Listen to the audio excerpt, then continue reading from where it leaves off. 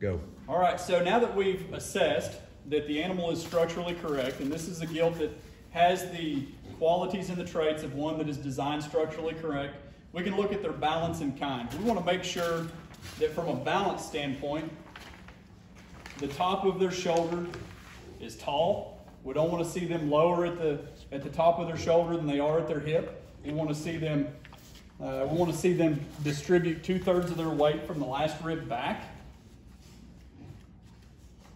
And we also want to add some rib shape and some volume right into the center of their body right here.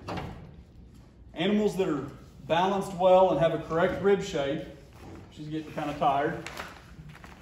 Get up, girl. Animals that are balanced well and have the correct rib shape are going to have a maturity pattern that allows them to feed well and get to a more appropriate market weight later in life. This gilt, as you can see, she stretches forward and extends from her blades forward nicely and is really clean up about her front end and really youthful in her appearance. It's also something that we're looking for is, as hogs that tend to have more waste or grease up front, they will carry that later in life. Lastly, I start to evaluate muscle. And I don't get too excited about a hog that's got a tremendous amount of muscle early in life, because through high quality nutrition and everything that's available for a feed bucket today, we can really manipulate the muscularity of that animal. I want to see something that has an adequate amount of muscle, but is not inferior in their muscle pattern.